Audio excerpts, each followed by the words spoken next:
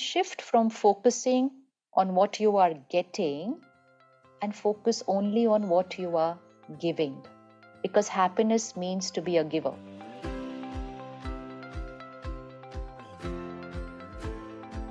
Our next speaker is coming from India, and she is extraordinary. She's an example in my mind of love and strength. Some people have love but not enough strength to actually break through. Some people are just strength without the love. She uses truth to cut through the BS and bring people to a deeper level. And I think you're going to love her. Her name is Sister Shivani.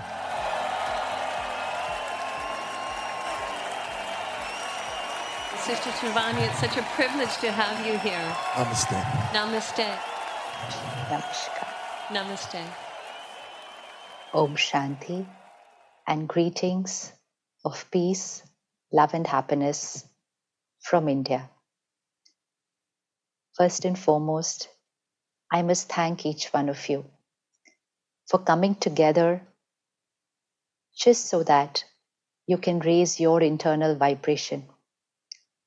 Because when you come together like this, introspect, reflect, take personal responsibility, and create a shift.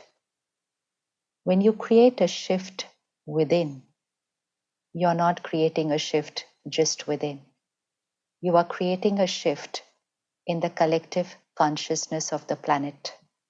Like the room where you are right now, it's vibrating with the energy, which is the energy of each one of your minds. Similarly, the world, the planet, for the last 2 years has been vibrating with fear and anxiety. And that fear and anxiety has taken a toll on millions of minds.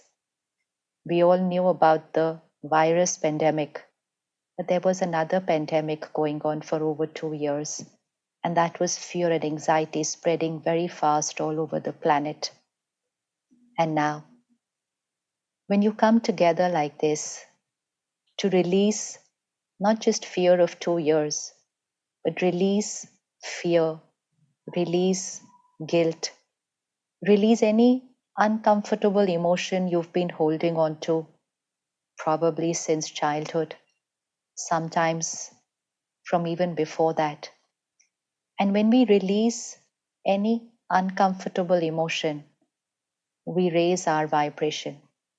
And when we raise our vibration, we're radiating a higher vibration into the energy of the planet, not just the energy of the room where you are, not just the energy of the country where you are, but into the energy of the planet, and thereby shift the vibration of the planet. And this higher vibration is going to touch someone somewhere, and they're going to feel better. And they won't know why they are feeling better, why they are feeling lighter, from where are they experiencing this strength which has come to them, but it's traveled from you into that consciousness of the planet. So really, really, really, thank you to each one of you for taking out this time to create a shift in the world. Let's take a minute of silence. It's been a very interesting day for you. I heard about it, and I saw you right now, very energetic, very vibrant, very excited. And now the human mind has the power to shift from being excited and energetic to suddenly going into deep silence, absolute silence. So just take a minute. It's just for a minute. Close your eyes if you want. If you want to keep it open, it's fine.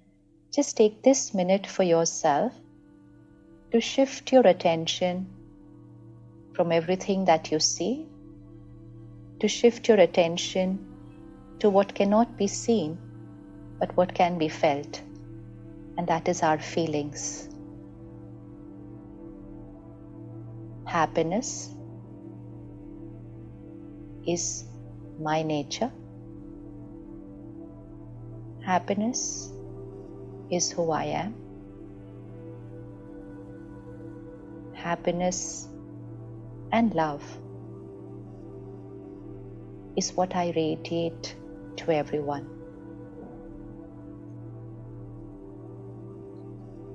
I am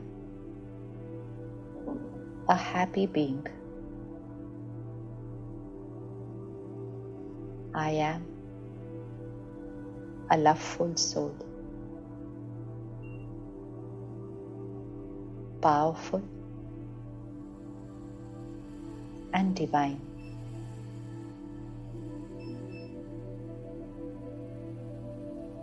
Let me just check in any corner of my mind, or even deep layers of my subconscious. Do I still hold any person, past of my life, anything which I still believe is the cause of my emotional hurt? Scan the mind. Check.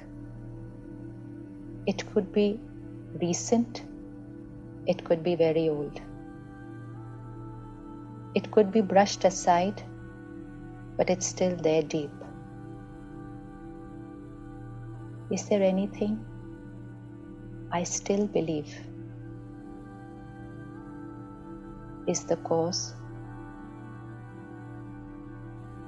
of any kind of emotional pain?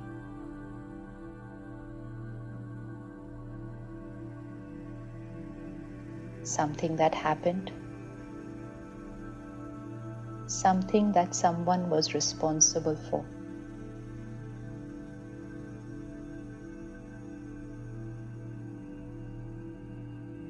A mistake they made, or a mistake I made.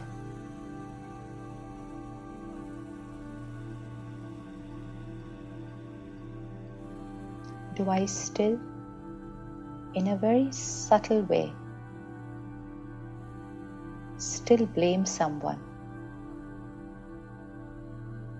for my hurt, for the rejection I feel,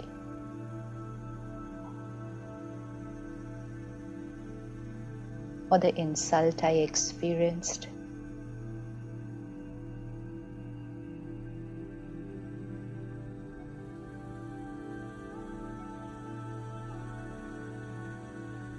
And today, I'm certain that I'm going to release them from my mind and shift them from not a painful past, but from a present and a future full of love and blessings. Because I am a powerful being. What I feel is not because of what they did. What I feel is because of what I think about what they did.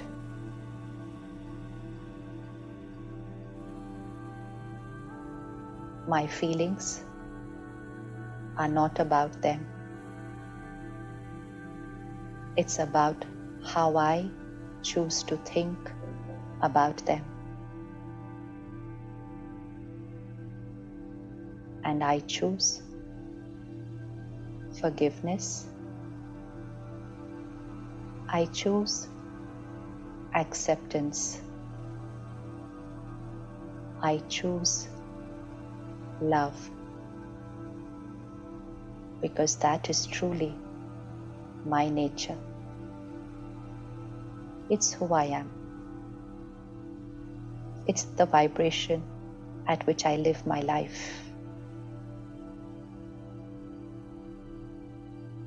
Because that's where true happiness is.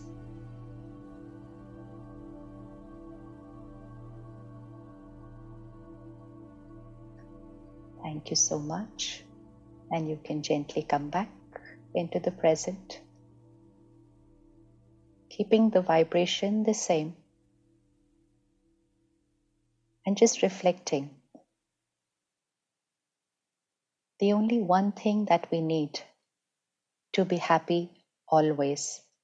Happy, we all are, but the word to be underlined is always. Always. And always means when situations are not favorable, when people are not my way, and when people are completely opposite to what I expected them to be, and when someone does something which I never ever imagined could happen with me.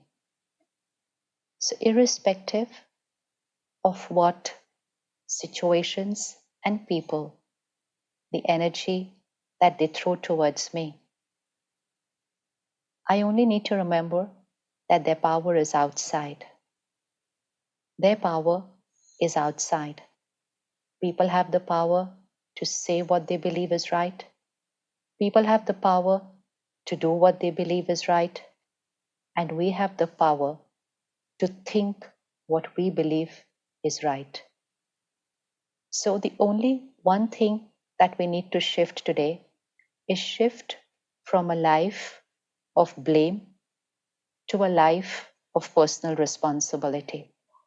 And blame not only in these specific situations, but we live a life of blame often during the day.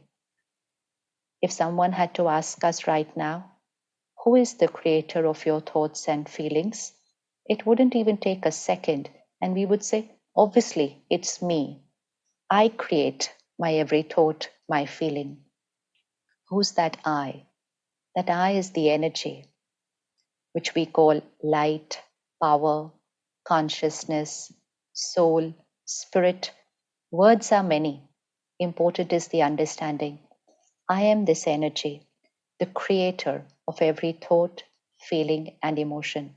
It's something that I need to affirm many, many times in the day. I am the creator of my every thought, feeling, word, and behavior. I am the creator. And then gently shift my mind to a different vocabulary.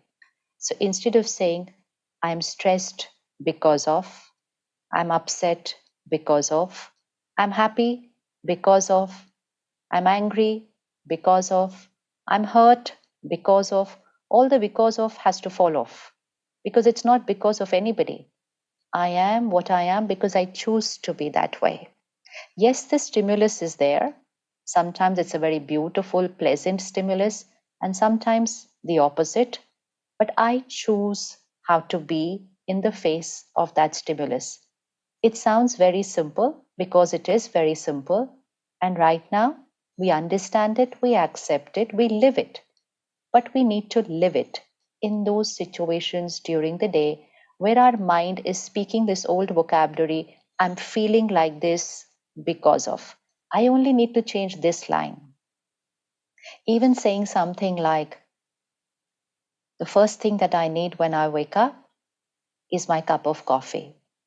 Fine, have your cup of coffee.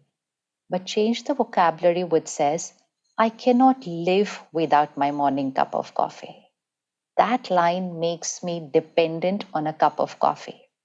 I choose to have a cup of coffee. I cannot say I cannot live without my morning coffee. See the difference in the vocabulary.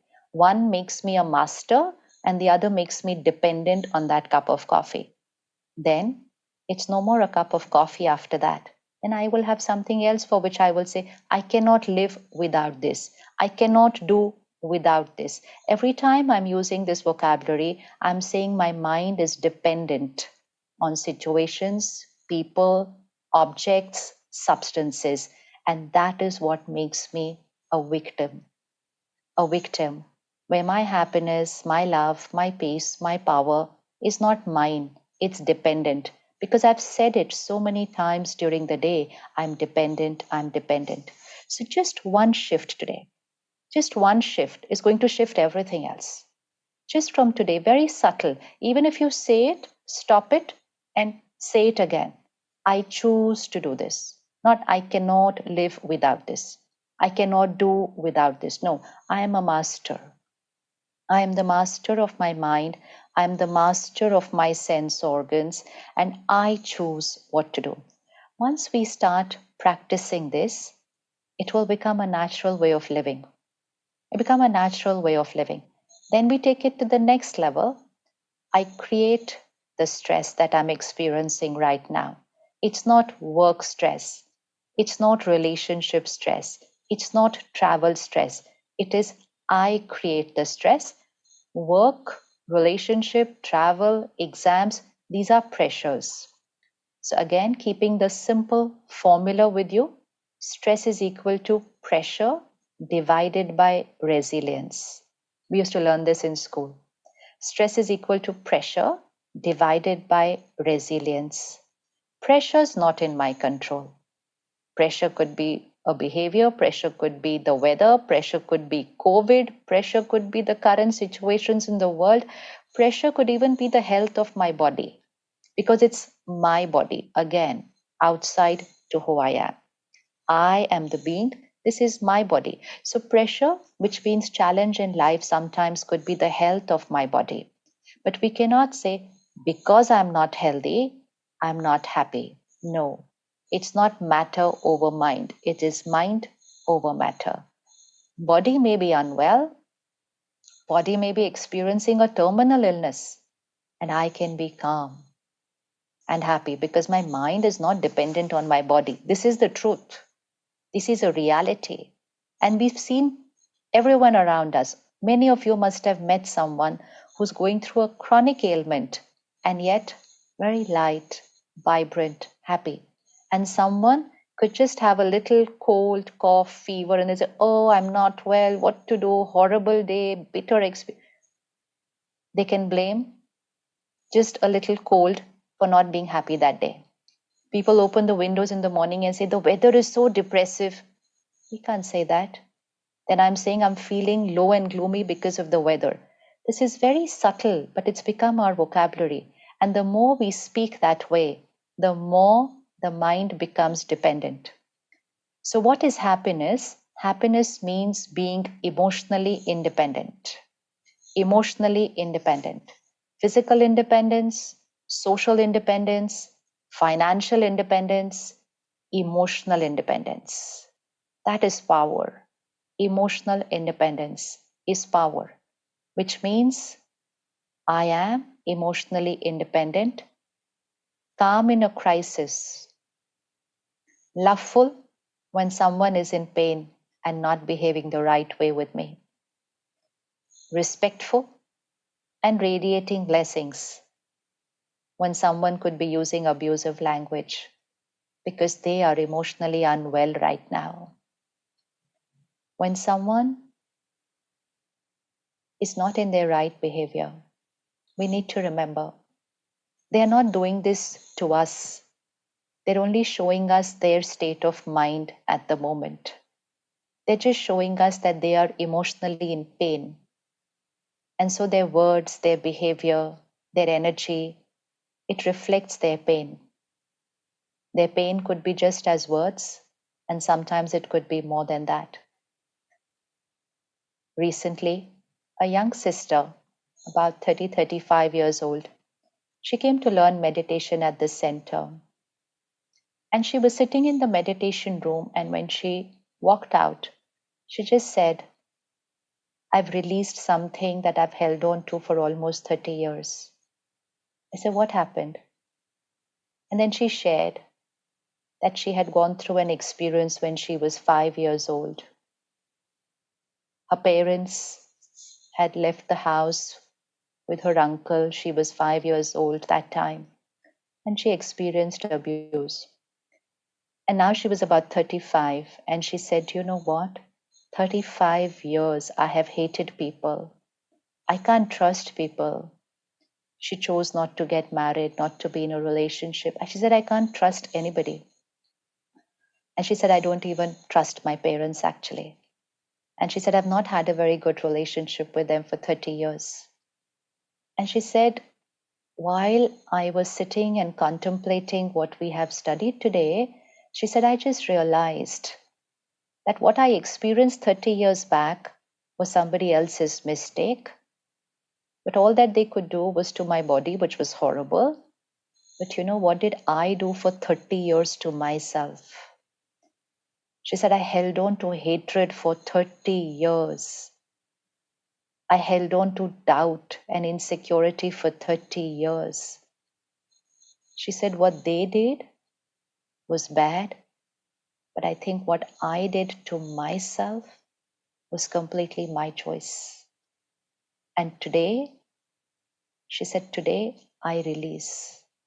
I just release what I've held on to because I realize what I've held on to is not what they did. What they did was to my body, but what I held on to was my creation.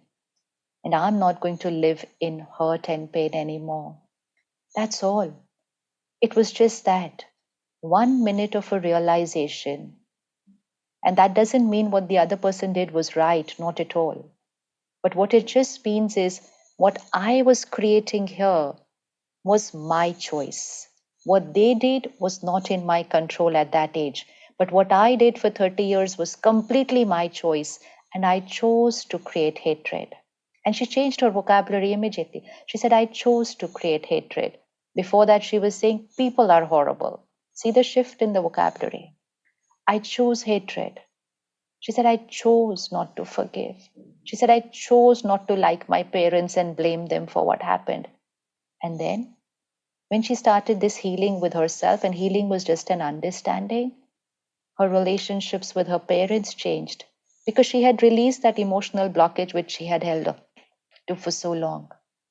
And when she did that, she suddenly shifted towards being happy.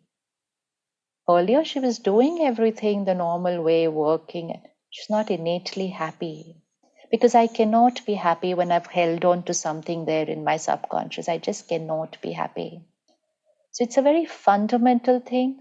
I think we should have been taught this when we were in kindergarten. It's very fundamental that people can be here, they can cheat, they can betray, they can abuse, they can use wrong language, but that's because they are emotionally unwell. It's because they are going through something very turbulent inside them. But my thought and feeling, my emotion is my choice. It's my creation. And I choose to be empathetic. I choose to be compassionate. And in most cases, I choose to even forgive. Forgive. Because actually, I'm not forgiving them. You know, we say, how can I forgive someone who's done this? But we are not actually forgiving them. The law of karma. We all know the law of karma. Law of karma means anything that I have done will always have a consequence in my life. Law of karma works with every soul. And if someone has wronged me, my saying I forgive them doesn't mean law of karma is not working with them. Law of karma is working with us always. But when I say I forgive, I'm actually forgiving myself. I cannot forgive their karmic consequence. I cannot. Even if the whole world says we forgive them, their karma consequence will always be there with them. But when we say I forgive, it actually means I forgive myself by releasing this hatred, hurt, and pain that I have held on to. So there's only one person we can forgive. We cannot forgive anybody else. There's only one person, and that's me. So when we say I cannot forgive somebody, and even if I forgive, I cannot forget what they did, what does it mean to forget what someone has done? Obviously, we won't forget the incident. We know what had happened. We know what somebody had done. So it's not that I forget the incident, but I forgive, I forget means it doesn't hurt anymore. That's all it means. It's like a physical wound. When we were children, cycle, bicycle, falling, we injured ourselves. Small wounds, big wounds. Some wounds healed, and because they healed, we don't even remember when they happened. But some scars are still visible on the body, and every time we see the scar, we can remember what happened. Similarly, for the mind, if I heal myself, It's over. It's over. But if I hold it as a scar and say, no, I cannot forgive them, then not only I cannot forgive, I can never forget what happened. Now, how do and why should I forgive someone? Why should I release what has happened? Why should I relieve myself from that emotional pain that I'm holding on to? Because it will never allow me to be happy. It will keep me at a lower vibrational energy. And when I am at a lower vibrational energy, then my ability to respond right into my day to day living also starts getting affected. We are all a vibrational energy. We can be anywhere from, let's say, hypothetical words, but from 10 to 100. We have the ability to go up to divinity.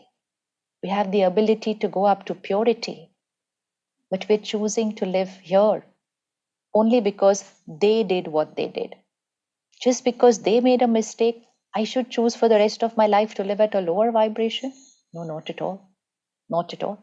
And when I choose to live that way, it stays in my aura. It's in my energy field. And everywhere I'm moving, it's my aura, my energy field that walks with me. It's moving with me. It's radiating from me to people. What am I radiating out to people? Hurt that I created because of their mistake? No. No one and no one's mistake is that big that I will spoil the rest of my life by keeping them here. So, all that I need to do is for a few days, I create that releasing process. I need to teach my mind how to think right. When it happened, what happened? What we said that day was, I'll never forgive them. I can never forget what they did. I will never talk to them again. We gave very strong instructions to our mind. If someone had to ask you, what did you have for breakfast yesterday? We'll have to think for a few minutes. What did I have for breakfast yesterday? And even then, you might not remember. But if someone had to ask you, what did they do that time? You will know it, every specific instruction, everything, what they were wearing, where they were standing, how they were looking, what they were saying, everything. Why is it that I don't remember what happened yesterday and I remember what happened many years back? Because when it happened, I told my mind, I will never forget what they did. That's it. And my mind is my best friend. I'm the master of this mind. My mind follows my every instruction. So tell your mind, I'll never forget, and it never will forget. And from today, just tell your mind, it's over. It's a past. It's over. I'm not taking it into my present. I release it. I let it go. And just within a few days, it's so simple. Even physical wounds take longer to heal. Emotional wounds very easy because it's only a thought. It's only an instruction. It's we who held on to it by thinking about it, by talking about it, by going and sharing with everybody. And every time we repeated it, the wound only got because we were scratching it again and again. You know what they did? You know what they did? Do you know what they did? Do you know what they did? And the other person also said, oh, they did this, oh, they did that. So we are kind of going on reaffirming what they did. We don't need to reaffirm what they did. Because if we reaffirm what they did, the wound only gets deeper. Let's reaffirm who I am. I am a loveful soul. I'm an empathetic soul. I'm a compassionate soul. And I have the ability to release anything, anything, anything. And I forgive only means I release the pain from here. Sometimes there are people with whom we invest a lot in that relationship, a lot of trust, a lot of love, a lot of respect, unconditional. And we visualize it to always be a very beautiful karmic connection. And suddenly everything changes. And the first thing that my mind says, why did they do this to me? Why did this happen to me? And sometimes it happens repeatedly, and we say, why does this keep happening with me every time? Is this how my destiny is going to be? The same thing is happening with me again and again, repeatedly. Why does this happen to me? So we need to understand the journey of the soul. When we reflect on our life and on our karma, We only see what we've done in this lifetime. It's very, very important. Without knowing this, we will not be able to answer most of the questions of life. But once we know this, we're able to answer every question of our life. I'm not this body. I took this body one day and I will leave this body one day. Birth and death is going to happen for everybody. But who is it that is born and who is it that leaves? When someone dies, we say they've left. Who's left? The body is there. Who has left? When someone is in the hospital taken in for a surgery, the doctor says, Sister, nurse, take Mr. So and so inside. In case something goes wrong, the person is no more. The doctor says, Sister, take the body out. Why the difference in vocabulary? Take Mr. So and so inside and take the body out. That means after that, it's only a body. It's only a body. So the master of the body has left. The energy has left. Left and gone where? Energy cannot be destroyed, cannot be created. It's eternal. So I am eternal. So where do I go? So I, the energy, leave the body, take another costume, enter the womb of a mother, and very soon start a new life. Life after life after life after life. It's only a change of costume. It's only a change of costume, just like you're wearing a dress today. Tomorrow morning, new dress. Now, the people who are sitting around you right now, just see them. Tomorrow morning, they will also be in another dress, and you will also be in another dress. Similarly, the people in your lives, when you meet them in this body, they have also changed their bodies. But sometimes we are meeting souls whom we've met before. We are meeting souls whom we've met before. Souls with whom we have very beautiful karmic connections. We've met them before. And souls with whom we have a little, we've met them before. And in our previous meeting, whatever was the karmic exchange, whatever behaviors, words, energies, interactions we had, I, the soul, leave the body, but that karma, that impression carries forward with me. And when two souls meet, and this is something you would have all experienced, sometimes you feel very nice meeting somebody. And you say, they're not related to me. I hardly know them. Why is it I'm feeling so nice meeting this person? It's a past karmic carry forward. You don't recognize them with these eyes, but the soul instantly recognizes them and feels that same energy which the soul has experienced before with them. And with someone, even though they may be immediate family, say, I don't know why we keep having problems with each other, why we just don't seem to be getting along. I don't know why they have a problem with me. We are all souls on a journey. And it's very important to always remember this. I'm a soul on a journey and they are a soul on a journey. And a soul on a journey means many, many karmas, many, many experiences, many, many thought processes, many, many emotional patterns. And when we look at them in this lifetime, we say, my partner, my child, my mother, my sibling. That is just a role we are playing in this lifetime, a soul on a journey, a very pure, loveful soul on a journey. And so I need to remember that if I have some karmic discomfort with somebody in this lifetime, it may not have started in this lifetime. And that's why a lot of people today go through a past life regression to see what had happened in the past. But we don't even need to go through a past life regression to see what had happened in the past. It's really not needed, actually. We don't need to go and find out what happened in the past. We just need to know, what do I have to do now? Because it's the present which is powerful. Past is already done. It's finished. It's over. I can't do anything to the past. But I can change the karmic energy in the present. So the power lies in the present, irrespective of whatever had happened in the past. The power lies in the present. And what I choose to do in the present, in terms of my thinking, will also decide my future. Because my present is my present karma. It's the present energy I create, and that decides the future. And that's why the world says everything is predestined.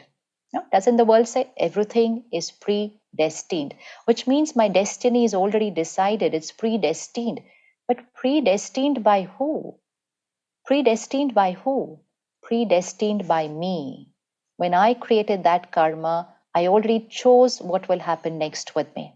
So now when I receive an energy from somebody which is not as per my expectations, let me just remember this is a return energy of something that I had created before. Let me now send the energy which I want to create in this relationship. So shift from focusing on what you are getting and focus only on what you are giving. Because happiness means to be a giver, a giver, a giver not in physical things, but a giver in thoughts, feelings, and emotions. Instead of living a life saying, I need happiness, I need love, I need respect, I need somebody to understand me. We're not like this, needing, seeking, wanting. This is not happiness. Happiness means I give love, I radiate love because I am love. So what I am automatically will radiate from me. It's some belief system somebody taught us when we were kids. We need love from people. No, we don't need love from people. We radiate and give love to people.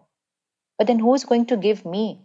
When I give, it is first I create. So I create and I give, and the first one to experience it is me.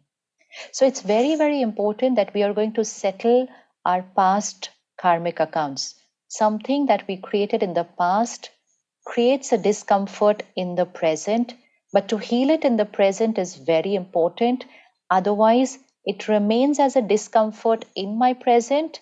And if I don't heal it before I leave this body, big chances that I carry forward with me. And so forgiveness is very important because forgiveness means I am changing my present karma. I'm changing my present karma. So forgiveness becomes very, very important. Otherwise, we're carrying a personality of feeling rejected, feeling humiliated, feeling hurt, not created in this lifetime. We've created these emotional patterns before. And we're not aware. And we say, why am I feeling like this? Why do I keep feeling like this? Why repeatedly with me? Repeatedly with me because I'm not changing my past emotional hurt. For us, it is life and death. But for the soul, it is you're in this body, tomorrow in another. So today, if you were dancing or playing or horse riding and you injured yourself, and if you don't heal it, tomorrow you will change your dress, but your injury remains where it is, and it's going to pain you again tomorrow because you didn't heal it while you were in this dress. Similarly, I am in this dress. Someone did something to me. I didn't heal my pain. Tomorrow, this dress will change, but I will carry that pain with me. So, a lot of personality traits we're carrying from birth, we're carrying from the womb of the mother, and we're probably carrying from the past. So, it's time to heal. It's time to heal. So let's create a few affirmations right now for ourselves so that healing and releasing will become very simple for us. Very simple. And then we will start saying these affirmations every morning. Let's keep it as the first thoughts of the morning and every night before going to sleep. Because these two timings, deep impact on subconscious. And what we are healing is in the subconscious. So during the day, I can say it, but very, very important. First thoughts in the morning and last thought in the night. I am a pure, powerful soul. Purity is my personality. Love and happiness is who I am.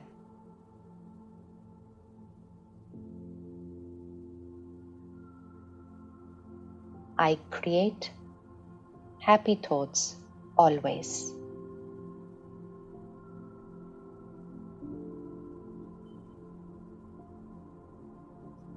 I radiate love and compassion everyone.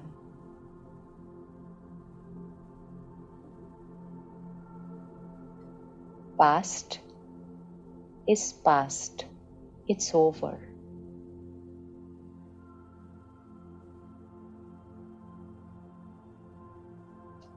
In case someone, this is not the affirmation, I'm just sharing. In case someone's doing something not right with you and you understand that it's not a present life karma but a carry forward, then first in our minds, we need to say sorry to them for a pain that maybe may have caused earlier, which we don't remember. So we say, I am sorry. I am sorry for what I have done in the past. So we are saying sorry for something we did in a past life. We don't know what we had done, and we don't need to know, but we need to apologize. I'm sorry for what I have done in the past. I forgive you for what you have done in the present. I forgive you for what you have done. Our past karmic account is over. Is over, which means that past energy that we were exchanging is over. A new beginning. I radiate only love and blessings to you. Because this is who I am.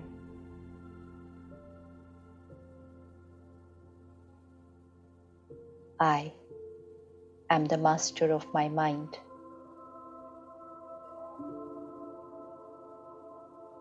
I am the creator of my destiny.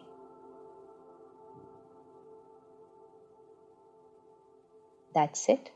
So just these few 7-8 thoughts, we will just need to say them for 10-15 days, 20 days, 1 month.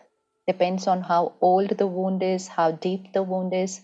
Initially, when you say it, you might not feel it, but just say it because we're just overwriting an earlier thought pattern and we're teaching our mind to think differently.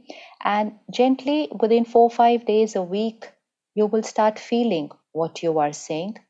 And a few days more, and you will start believing what you are saying, and then the past is over. And what we are doing right now could also be with the soul whom you are not with in the present, which means they may not be a part of your relationship circle right now, but it's something of the past. Even then, we need to settle that negative karmic exchange that was there. It's not necessarily it's with people whom we are with in the present. It could be someone in my childhood. It could be anything. But I need to settle any uncomfortable karmic energy exchanges so that that karmic account is closed. And whenever we meet again, it's always going to be a beautiful energy exchange. Always. So then we are traveling light here. No baggage, no emotional baggage. In the present, we will not create emotional baggage because we understand we are the creators of our thoughts, but we are releasing past emotional baggage. So we travel light, and light is always happy, it's always pure. And when the moment comes and I, the soul, leave this body, it's going to be with so much ease and dignity, so light, not carrying any burden at all, because I was settling and releasing and cleaning and forgiving while on the journey. So even every night before going to sleep, if there's anything that happened during the day, release, clean, forgive before going to bed. Every day. Release, clean, forgive before going to bed. Apologize before going to bed. Even if it's just in the mind, because everything is only about thoughts and energies. Release, clean, forgive, apologize. Even if you just said a rude word, even if you got irritated, apologize in your mind. It will send healing energy to the other person. Just apologize. I'm sorry for what I did. If you can say it to them, beautiful. If you can't, Just create a thought. Thoughts travel, they reach. I apologize, I'm sorry. And if someone was not right, it's okay, I understand you were in pain. I forgive. So we're cleaning the clutter on the mind every day. Like we clean our bed, we clean our home, we clean our body, we clean our mind every day. And if we clean it every day, there's no baggage that we're carrying. We're traveling light. And traveling light is happy, pure, loveful, and extremely powerful. Extremely powerful because your mind becomes very powerful. The mind becomes weak if it's carrying too much baggage, old stuff there. Very subtle, we're not even aware. So it's very simple. Being happy and radiating happiness is the simplest thing to do in life. Thank you so much, and I'm open to whatever you now want to share. Let's have a hand for Sister Shivani.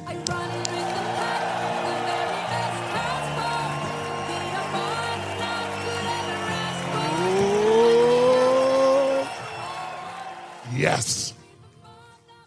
Please grab a seat. We'll have a few questions. Sister Shivani, would you share with us how you came to these truths, to the truth that everything is created by our own thoughts, the truth of forgiveness? Because these truths have been known, but not everyone embodies them. So would you share with us a little of your story of how that came to be and how you've come to embody them so deeply? I got introduced to the Raj Yoga meditation, which I learned at the Brahma Kumaris about 25 years back. And it begins with experimentation. It's not something that I understood immediately. I come from an engineering background, so I was looking at everything very, very logically. But then a scientific background also teaches us to experiment. So I was experimenting with it, experiencing it. And then one day I was asked to be a part of this TV program, which I did call Awakening. It was not that I was prepared for it. I knew nothing of what will happen. I was just there because somebody was not available that day, and I was kind of literally forced to sit on that chair. And I said, I know nothing what's going to happen. And they just said, just sit, we have to create an episode and send for today. And it just happened. It was like, I don't know, it was just coming out, whatever I was sharing. But while I was sharing, I was the first one who was learning. And that's been the journey of the last 15 years. Whatever I'm sharing, it's actually I'm learning first and then using it. And then seeing the result, not just in my life, but have had the fortune, just like both of you, to see the result in so many people's lives. Yes. And when you see a result in so many people's life, you know it. You Yes. know it's 100% certain that it works. Yes. It works always. We all teach what we most need to learn, right? It's beautiful. Thank you for sharing Yes. Sister Shivani, it's such a privilege and a gift to have you, so thank you for your presence. I'm curious, so the affirmations they set and they frame the day, and then as well the cleaning, the purification at night, those are both the rituals. Say, for example, if somebody is charged in the moment, if they have discord in the moment, and they're feeling in the heat of it, beyond doing the affirmation, is there anything else that you can do to help to unravel the tension if somebody's experiencing such that. a Someone's feeling very stuck. or Yes. frustrated or angry or whatever it might be, or even sadness for that matter? What do you recommend Right. if somebody's actually in the state of the emotion? Right. First and foremost, there are two options. It's like what to do when I'm unwell. Yes. Physically, if I'm unwell, what should I do?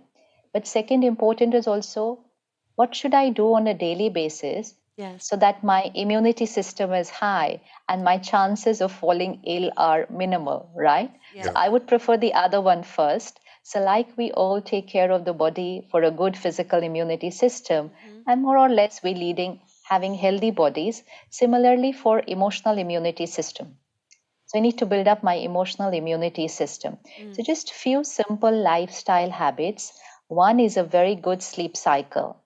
A lot of our emotions that we are experiencing today is because we are emotionally fatigued.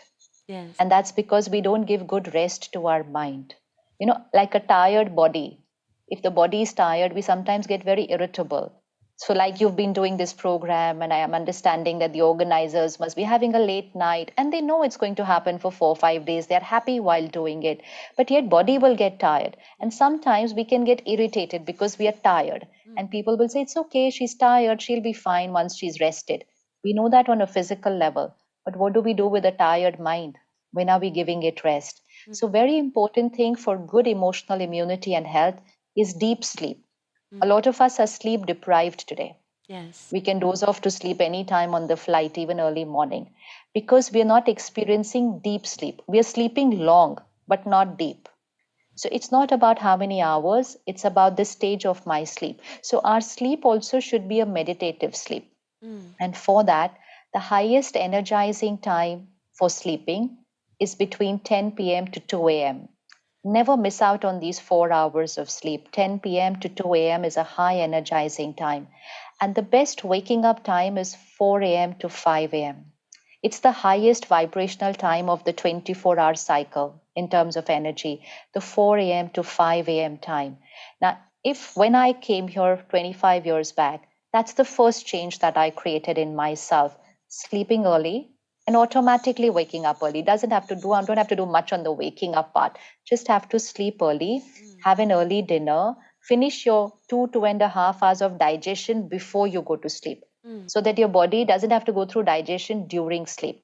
Second, at least an hour before we go to sleep, we disconnect from work communication and we disconnect from any negative content consumption.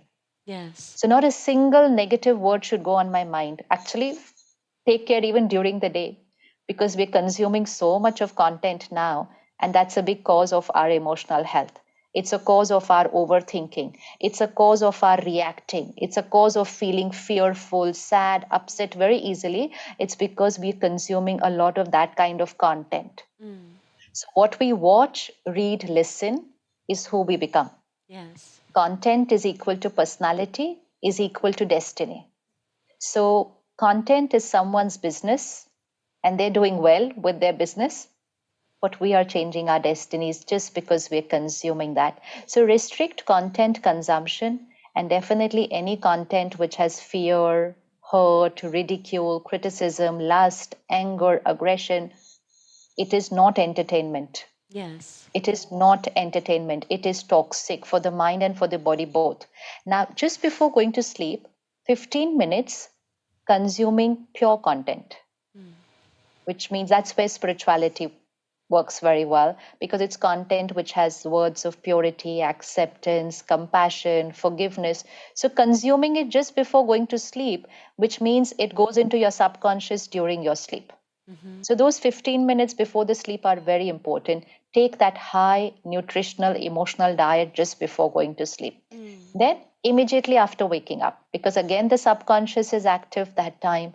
So, meditation in the morning and consuming again pure content in the first 15 minutes of the morning. These two timings are very, very important. Just before going to sleep and just when you wake up. If you nourish yourself with pure, powerful content at these two times, the chances of you becoming vulnerable during the day are minimal. Yes. Are minimal actually, because you are becoming emotionally fit. It's raising our emotional fitness levels, or we say spiritual fitness levels, because we're taking the right diet at the right time. And during the day, restricting negative content consumption. We have enough of our negative to finish. Why should we consume negative from the world? Even something like world news. People feel, oh, it's not just before going to sleep, we're watching the world news. If I keep consuming the world news, my mind will keep becoming what the world is. And if my mind keeps becoming what the world is, the world will keep becoming more of what it is today. Yes. I need to become that which can change the world, not just consuming that what is going on in the world. So, yes, being informed of what's happening in the world, but not consuming that just before going to sleep or the first thing in the morning.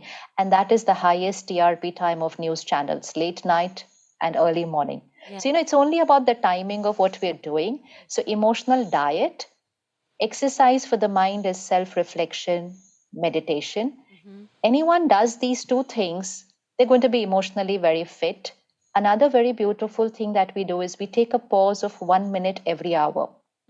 That's beautiful. It's called just a minute. It's a just a minute meditation. Yes. So taking a break of 1 minute, we have apps on the phone. A very beautiful music will play every minute, and we will just sit back, take a minute and reaffirm, I'm pure, I'm powerful.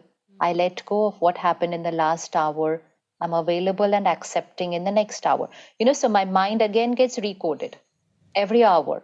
Again, it's like how doctors say, move away from the screen, blink your eyes for 20 seconds, get up, take a stretch. Now, this is for the little exercise for the mind. So, when these things happen on a daily basis, you're emotionally very fit. In spite of that, if there is a situation and I create pain or I create hurt, first thing that I immediately do is pick up something to read, which means immediately give myself something which is nutritional immediately. And that is what we call an emotional first aid kit. It should always be there in your bag or your purse. Yes. A book, a video or audio. It may not be related to your situation, but just consuming pure powerful words will first give strength to your mind. So immediately consume it and then just take a minute. Don't allow your mind to keep crying. Take a minute, sit with yourself, and counsel yourself as if you were doing it to a friend. Yes. You can write out your thoughts which say, they did this to me. How could this happen to me? Just write out those thoughts. Leave a line blank after every thought. And now write out the next thought, which you would say to your friend if they were saying this to you. How could they do this to me? Why did they do this to me? People are so horrible. So write out your thought. Yes. And then write out a thought which you would share with that one whom you love. And very soon, your mind will know what you're trying to say.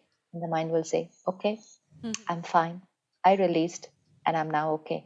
But mostly I feel that if we take care of our daily lifestyle in building emotional fitness, these times hardly ever come. Yes. Yes. That's They beautiful. hardly ever come. Fitness is the difference between that, as you've heard somebody talk about before. Emotional intelligence is wonderful. It's a capability, but fitness is a state of readiness. And it's because you're awakening that part of your nervous system throughout the evening, the morning, and perhaps throughout the day. That's beautiful. Thank you for sharing that.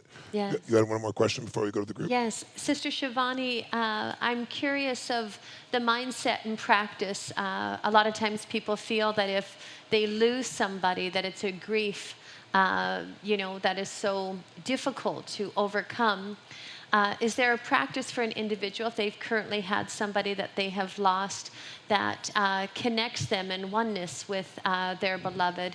Or is it the recognition that we are all one and I am a soul, they are a soul, and the recognition of the affirming that and going into meditation in that reality to connect in that heart space, whether they are here or not?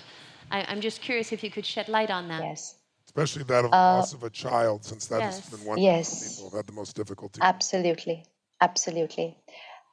Need to remember, if we are a family of 3 or 4 and we lose one family member, Yes. we are in so much pain. Yes. But now just think about that soul who has lost everybody. So if I'm a family of 4 and I lose one family member, the pain is so much, but we're still 3 together and we lost one. But that one lost all 3. That one lost everything they achieved. That one lost their body. So imagine how much pain they are in. We never ever think that the one who experienced death is in pain because we feel they are no more. So it means as if it's finished. It's not finished. Only the body is no more. Yes. The soul is exactly what they were with you. They can catch your every feeling, your every thought, your every word, even more than what they can catch when they are in a body. It's like out of body experience. Yes. You can catch every thought and feeling. And then this soul enters into the womb of a mother. And that's why all those mothers just rewind and see how your experience has been during your pregnancy.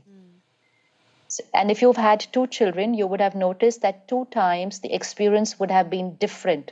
Depends on who the soul is who enters, and depends on what the energy the soul is receiving from their family. Yes, interesting. So, one, to remember that we are in pain, yes, but the one who's moved forward is in much, much, much more pain than me. And my Responsibility right now is to heal them before they begin their new journey. Huh. So it's a priority shift. Yes. My priority now is, and especially like you said, child. So parent would do anything for their children, right? Yes. So while we were doing it while they were with us, now what we have to do is even more important than what we were doing when they were with us. They are entering a new body health, a new destiny is going to start. It needs to start with happiness and love and power and blessings. They have to be healed before they begin their new journey. It's beautiful. And most important, when I'm in pain here, my vibrations of pain reach them. And sometimes the pain is like, why did you go away? How do you think I'm going to live without you? You have to come back. My life is of no use without you. What you have done is unfair. So, these thoughts seem so normal, but we're actually complaining to them. We're actually angry with them. If someone comes to your place, it's not about for how long they were. Important is what was the quality of that relationship. So even if somebody was with me for 10 years, let me not complain that why did you go away so soon? Let me radiate gratitude. Thank you for every moment of those beautiful 10 years. Thank you for filling me with so much love and power in 10 years. So, you're saying the farewell with gratitude, Yes. not with hurt and not being angry, because the other person there will create guilt. Yes. The soul will create guilt. I left them, they're unhappy because of me. No, we have to send them with gratitude. We have to send them with blessings. So every morning and night, and of course, any number of times during the day, again, affirmation, I am a powerful soul, and you are a very, very powerful soul. Thank you for every moment that you were with us, and we know you are still with us. We know you are still with us. And most important, you don't worry about us.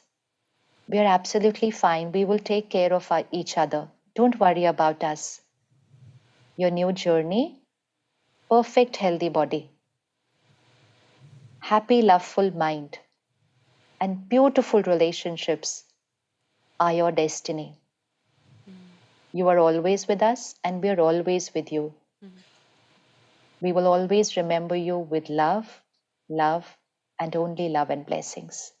So let's just say this for a few days. Initially, again, we could be crying or hurting while we're saying it. Yes. But we are teaching the mind to start thinking another way. And within a few days, the mind will shift.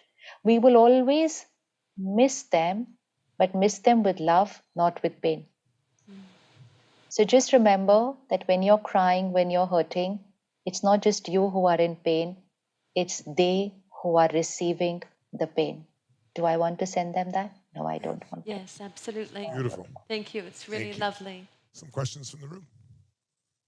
Yes. Emma Grace. I want to ask you, what do you think about enlightenment? Because I've been reading and listening many people that has been guided through meditation to look for the enlightenment. And the path that you are showing us today is part of the people that is going through that way. So my question is about that. How do you see it? Enlightenment only means when I awaken from my old way of thinking, which was taking me into pain and darkness, even one change of thought, and you are enlightened. Yes. Enlightenment is happening every day because we're always on a journey. Enlightenment is not something that happens once. 100%. Enlightenment is every single day because when I'm shifting in my energy, in my vibration, I'm shifting towards a higher energy light. So it's a process, it's a journey. It's not a one off that today I'm enlightened. It's Amen. not like that. It's a gradual, gentle, very beautiful journey, and you enjoy this journey. Yes. So we are on the way of enlightenment here. We already are. We're only moving higher. Yes. Okay. We're only moving higher. Thank you, Shiva. I'm so glad I'm so glad you asked that question, because I know so many people are pursuing enlightenment like they pursue objects of achievement. And that has nothing to do with what enlightenment is. It's every moment. It's not something you're going to arrive at and then it's over. If you do that, you're furthest thing from enlightenment. It's not something you can pay someone to give you or you can get after X number of days. It's something you live every day. There is no other form but that. Couldn't agree with you more, Sister. Yes. Question. Thank you very much. I really honor your soul and your presence. My question is, what do you recommend for us to exercise, like for the family members like my father? I love my father. I love my soul feel very happy when I see my father, but he's not always surrounded about positive energy. So what do you recommend me? So when I see my father. You feel he's not surrounded by positive energy. Yeah, like when I see my father, like his energy, like Okay. I can feel the negative energy of him. Okay. So it's like if your father was physically unwell, what would you do? You would take care of him. You would heal him. So similarly, if someone you feel is at a slightly lower vibrational energy in their emotions, we radiate those emotions to them. We radiate those feelings to them simply by first being it yourself, right? So being it yourself. And that's why the principle of taking care of others first begins with self-care. Amen. First self-care. So you yourself take care that you've deleted all the negative that you were carrying in your aura and keeping your energy clean every day. So, just being in your presence, even if you're not physically present, but emotionally, your father is connected to you. So he's always receiving your vibrations. And when somebody receives it's like we've all experienced, like you are in this room. You're in a room of a higher vibrational energy. So don't you feel it assists you to move up? Yes. Does it help you to shift higher? Similarly, your higher energy will help him to shift higher. We always are able to enable others to shift. But if we don't take care, sometimes we shift other people lower because we were very low. So that's why taking care of your vibration is the first thing. And second, from today, don't create a thought that he's at a negative energy. Yeah. Even that becomes our affirmation. So we will never think that again. We will never say that again. And we will only say he's a pure soul, always happy. Always happy, always light, always powerful. And even when you talk to him, you say, you're a very beautiful soul. You're a very beautiful soul. I can feel love and compassion from you. And create a thought that he is surrounded by a divine light energy circle of love and happiness. Visualize that. Surrounded by a divine light energy circle of happiness. Just radiate this energy to him. Energy is the easiest we can catch, faster than COVID. Beautiful. Charles, faster than COVID. We love you, Sister Shivani. You're spot on. How about back here? Whenever you talk, I feel your peacefulness and also how slow you talk about things, because I realize sometimes when I talk, I try to talk super fast so that people can listen to me. But you speak in the way that make me feel maybe it's okay to speak a little bit slower. Could be more powerful. Yes, and I have a question because I've been listening to Tony's material since I was 13 years old in China. Like Wow. we have a Chinese version of Tony Robbins' book, Awakening the Giant Within. So because I've been learning this, I realized I'd be really careful with my languages since I was a kid, and it worked really well. However, I feel there could be a numbness because I trying to explain everything in my head. It's like if somebody doing something I don't like, I just say, oh, that is inconvenience, like something like that. But then I realize I'm really angry about it, but I trying to be positive in my head. Yes. And then I realized there has a lot of surprising emotions of negativities. So how am I knowing and purifying my energy instead of I'm just being numb and avoiding to face the real emotions? Okay. First and foremost, I want to tell you that 25 years back, I used to speak so fast that even my parents would have to say, please say it again. We didn't understand what you said. Just to speak very, very fast. And the change that has happened in the way of speaking has only happened because there's a change in the way of thinking. So I have not practiced or made any effort to talk softly or slowly. It just happened. I was not even aware when it happened and how it happened. And it's still continuing. It's a journey we're still on. Now, very beautifully, you said when a situation comes, you have learned how to say positive words. And that's a big, big, big achievement. Big achievement that here is a stimulus, and I have learned how to respond to that stimulus with positive words. Because had I not learned that, and if I was not using that vocabulary, I would have been using another vocabulary. And we know what that vocabulary could be. And that vocabulary would have escalated my reaction. It wouldn't be what it is today. It would have escalated my reaction, which would have got rebound energy from somebody else from there, and the situation would have gone to another level altogether. So it's like immediately when my first sentence, when my first response is positive, it's solution based. I have protected myself. Big, big, big, big protection. I have protected myself.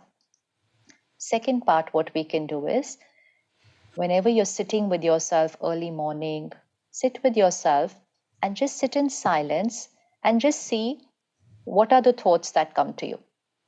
Like a physical wound. If I hurt my foot somewhere and I just put a medicine quickly and I got back to work. But then when I sit back at the end of the day, I suddenly realize it's hurting a little bit, right? But I didn't realize it during the day because I put some instant medicine and I was back to work. So when you sit in silence with yourself and just see what are the thoughts which come to you, you will know that this is your emotional pain. That means this is a wound which was created. We were very powerful and positive in our words, which is a big, big achievement. But somewhere I'm holding on to that little pain. And now what we do is you write out your thoughts of pain. Write it out. What is your mind saying? It's like somebody else saying something to you. So write out those thoughts of pain. And you already have the beautiful positive vocabulary with you, right? So you know what you have to say to that. So then you also write out those positive words. And when you do that every day for 3 days, 4 days, 5 days, 6 days, do it when you're in silence. Very soon, the change that you have created in words will also become the change in your mind. And second, very important thing is take care that you don't consume that quality content. It's like I heal my mind and then I again hit my mind with some content where they're using negative vocabulary. See, what you are learning from Tony is positive vocabulary, but what you are learning from the world in terms of entertainment and content could be a completely opposite vocabulary. Now, how much time are you listening to him and how much time are you listening to other content? So what is going to happen with the mind? Which one is going more on the mind? So along with consuming positive content, we also really, really need to restrict negative content. It's like healthy diet and junk food. So if you eat healthy food 1 meal a day and otherwise thrice in a day, you're consuming junk food, which one is more powerful? So try and keep a healthy diet throughout the day. That itself will make the whole process very simple. I would add that the questions that we've been talking about here is to question the meaning. So when you feel, it's great to give it a label initially so you don't go deeper down there, but then to ask yourself the question in these times. He's talking about when you're silent, when you're quiet, what does this really mean? Is this really true? The questioning of the negative thought, right? Most of us doubt our beliefs and believe our doubts. And the question is to begin to ask the question, is this really true? And could it be a misinterpretation? Could this be a misperception? Do I know all that I could possibly need to know about this? And then, as if you're using the format we're talking about for Byron Katie as an example, you could say, when I think this thought, how does it make me feel? Because we only stay with something as long as we feel a certain consequence. How do I feel when it's there? How do I behave? How do I act? Is that really true? Is that how I want to feel? What if I never had this thought? If this thought wasn't here, what I would experience? And then those reversals, which you look at it and say, what if the opposite were true? And you look for 3 or 4 options. Because the secret is, yes, you don't want to just consume things and allow your mind to go crazy, but you also don't want to just affirm something without going to the deeper meaning. Remember, the 3 decisions we teach all of you is that control your whole life is what are you going to focus on? That's what she's talking about. Whatever you focus on continuously, we said this the first day, you don't experience life, you experience the life you focus on. And there are millions of things we can focus on. What's wrong is always available, so is what's right. So it's the habit of that component. And then the second one is, what is the meaning? And can we find the empowering meaning, not BSing ourselves, not just labeling it, but by questioning, we can get to the natural empowering meaning. And then from that, we have different emotions and our actions will change. But the same thing we noticed, it came up earlier when I was talking with the young lady over here, talking so fast. It's not just talking so fast, it's acting so fast. Learning to use those gears instead of only having one gear is what makes life great. But most people are speeding up because if they slow down, they start to feel what they don't want to feel. They start to notice what they don't want to notice. And it's like, if in the middle of your fear, you'll dive deeper into it, you'll discover it has no power over you. If you'll dive into the thing you're trying to avoid in a calm state, a centered state, over and over again, suddenly there'll be no fear because it's all imaginary. It's not real. So these daily disciplines she's sharing are so consistent with everything we've been talking about here. Whatever you feed the mind, whatever you focus on is what you're feeding it. There's so much you could be noticing in this moment. The smell of your neighbor after the jumping up and down, these beautiful words, right? This incredible soul that's in front of us sharing from her heart. There's so many things. You could be thinking about the past, the present, or the future. We do not take in all of life. We take in a very small part of life. So our responsibility, if we want to have a joyous life, if we want to be a source of pleasure and joy and happiness for others as well, is to become more conscious about that. And these times, these short times of giving yourself the chance to feed the right focus, the nutritious focus, so to speak, as well as to question the limiting meanings, they can be done during meditation. But meditation comes in many forms. Some of you don't like the traditional idea of meditation. You could do it on a run. You could do it while you're sitting down, looking out at nature. You don't have to do it one specific way. There's so many ways. But it's just questioning the mind when it has pain or limitation. Because anything that's questioned continuously, you'll start to feel there's nothing real there. But I really love Sister Shivani. You're so beautiful. Yeah. She acknowledged the truth. You've done the first step, and you want to own that first step that you've done beautifully. Now it's just going to the next step that'll give you more freedom. Give her a hand. Thank you so much. Right here. So I help people break free from alcoholism, addiction, and unhealthy dependencies. And many times I do it similar to Tony, where I have to go direct. I have to, it's just my style, let's say. But I want to also learn from you. How do you deal with people that are really stuck in denial? Like, you seem very not like me. So what is your way of breaking people from denial? Like, what route do you take? Well, just the fact Denial you're breaking about? shows the limitation, right? But please, Sister Shivani. Denial about? Let's say they don't believe that their problem is as bad. They, Okay. everybody loves them. Everyone knows it's terrible, but they're not there yet. With drugs or alcohol, for Yeah, example. drugs Yes. but you're there to help them break free of that. How would you do that? Actually, when we don't talk about the alcohol or the drugs, we're talking to the soul. Yes. So we work on this soul healing. The soul is definitely carrying something of the past, which is not allowing them to be happy, and they're looking for that happiness somewhere outside. Unless they heal themselves internally, many are able to give up even without doing any inner healing. Of course, they can, and many are able to give it up for life, a substance abuse. But that's not something that I working on the addiction. We work on the emotional addictions that they've held on to, whether it is guilt, whether it is lack of self-love or lack of love for people. So we're completely working only on that. And in the process, while the soul heals themselves, they don't realize that that substance just is not needed in their life.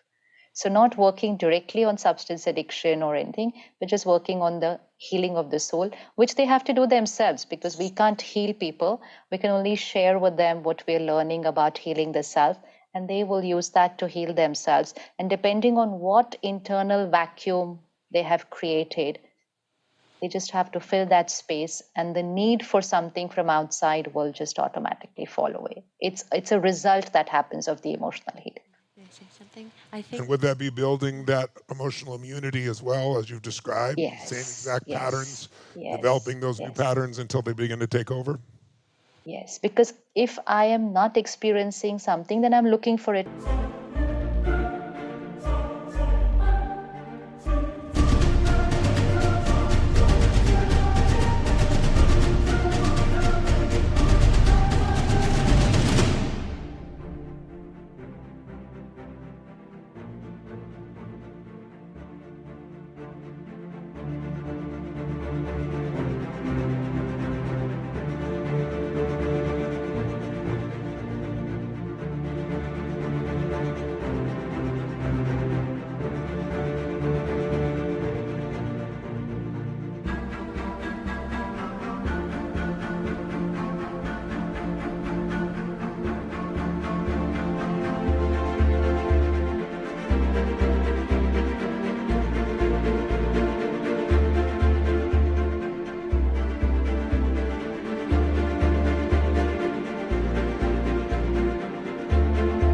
outside. When I start experiencing it, I will not find the need for it outside. That could be not just addiction of alcohol or drugs, it could be gadget addiction. It could be people dependency. Addictions come in a lot of ways. Attachment comes in a lot of different ways. Even attachment to me being right always. Attachment that my idea, attachment is so subtle. Yes. Very subtle. Attachment is an addiction. So once we start working on ourselves gently, all these addictions, Yeah. the very visible ones which the world can see, and the very subtle ones which we know, but we didn't even know it's an attachment or an addiction. So even they start falling off. The seed I would plant with you also is your language of breaking them from it. Shows that you've got a really nice hammer. You might be treating everyone as a nail. It might be. I don't think so. I'm sure you have many different tools in your toolbox. But when you come across something that's really resistant and you're really trying to help the family, I know how much you care, and your intensity increases, and there's nothing wrong with that. But perhaps we need some other metaphors besides break. And this one is more healing. This is more building. This is more creating something or awakening something that already exists within someone that they've forgotten.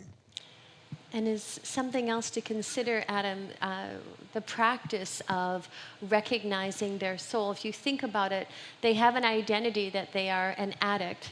And so there's a lot of shame around that. There's a lot of guilt around it. It's a lower identity rather than reflecting their sovereignty, reflecting that you're such a beautiful soul beyond the behavior, beyond the addiction, and to reflect that they probably haven't seen themselves possibly ever like that.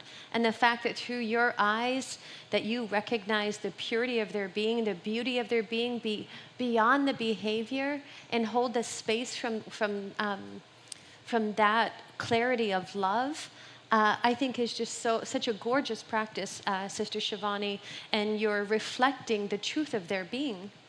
I can't think of anything more profound, and that would be healing in itself and would create a space of receptivity that they would want to share and trust you and open that door to their heart to be able to have a deeper and more meaningful conversation possibly. And it's less of a push, so less push back, right? You push and there's push back. One of the things I really honor in you, Sister Shivani, is so much love, but still strength. Yes. But it's not a push strength. It's a pull strength. Can you feel it?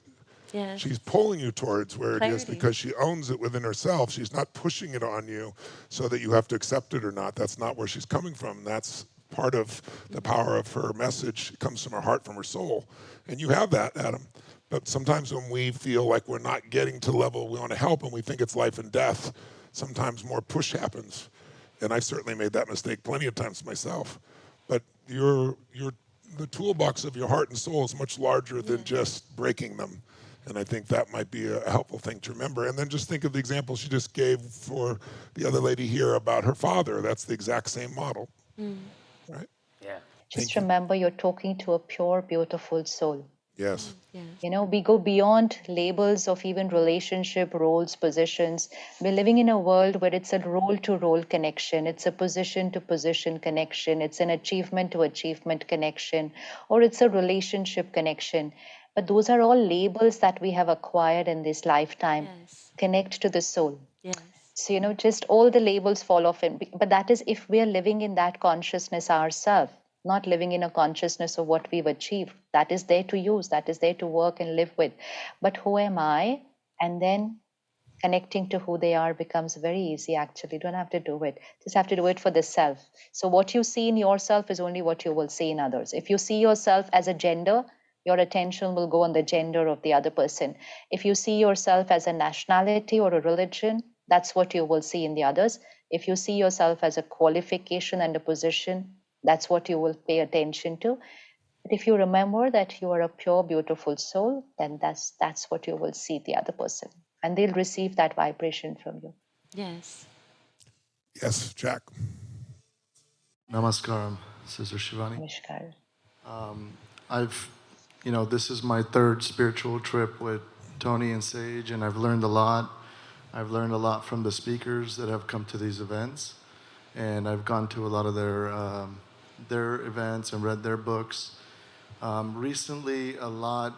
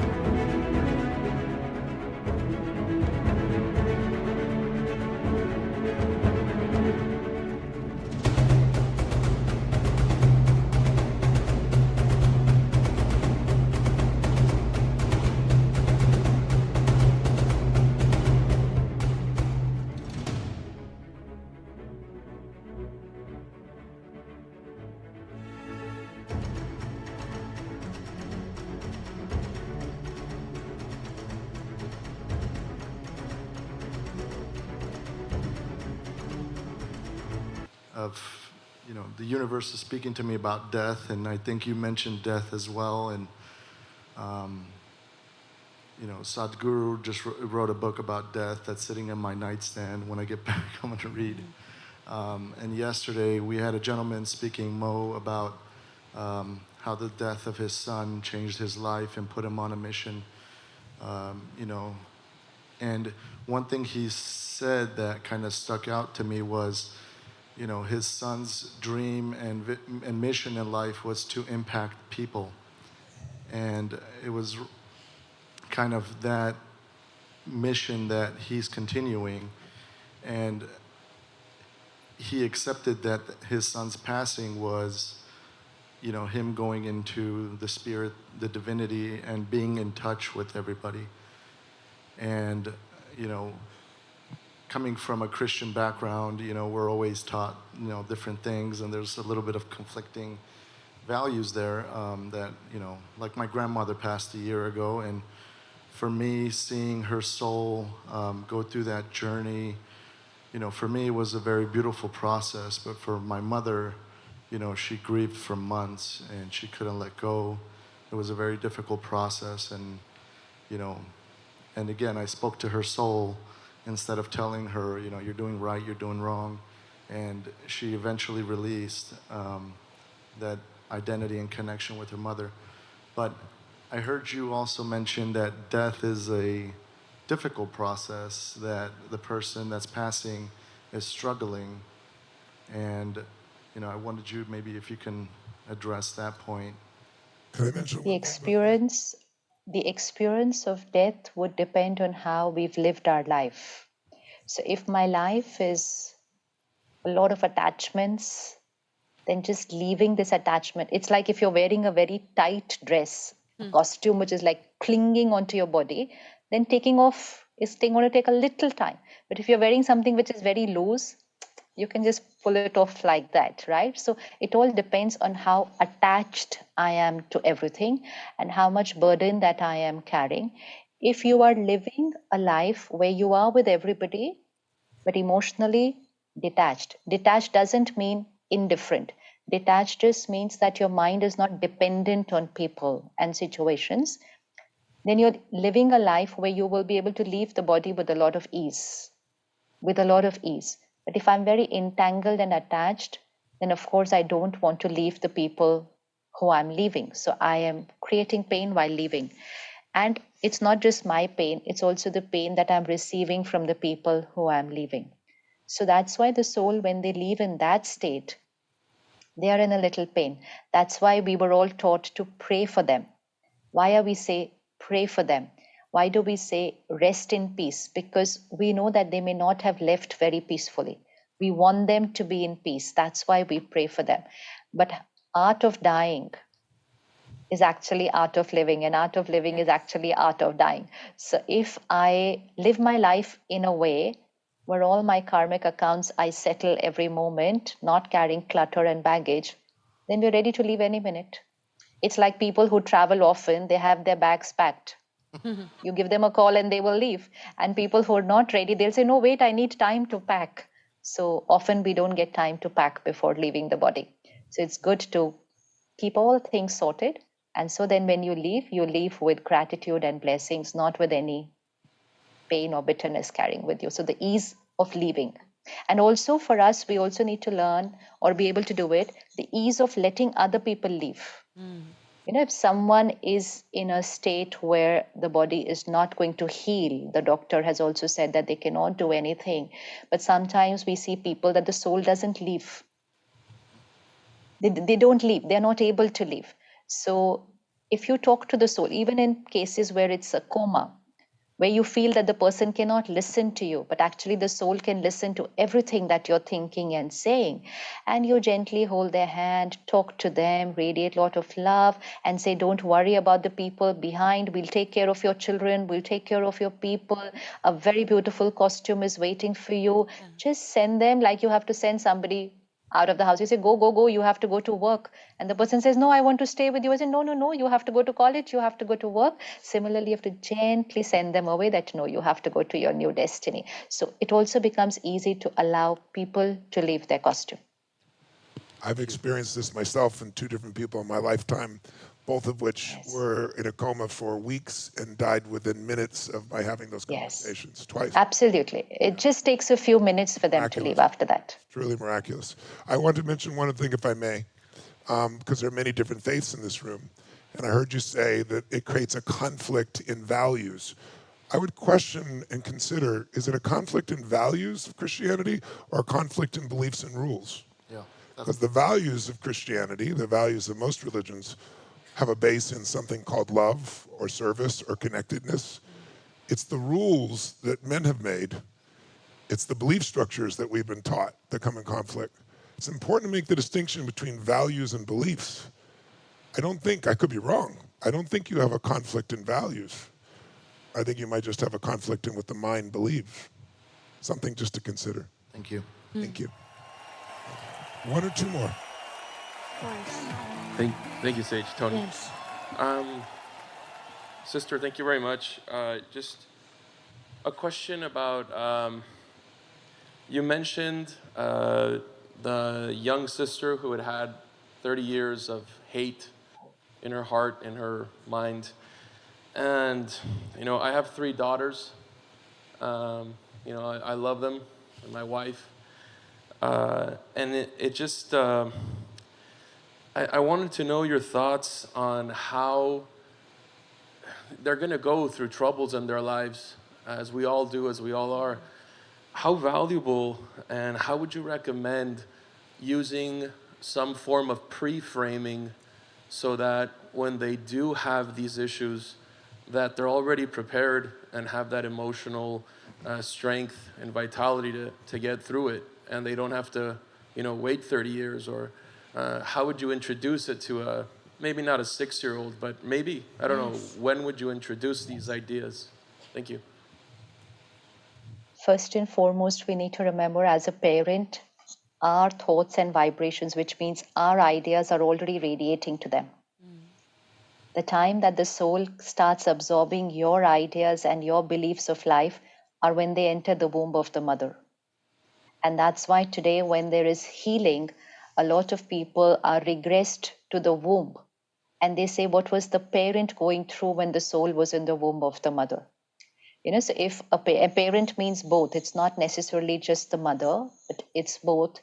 If the parents were going through any turmoil, any conflict, any fear, any trauma, then sometimes the soul absorbs that in the womb and then they carry it in their life. But similarly, if the parent is going through self-reflection, meditation, love, compassion, the soul absorbs it right from the womb.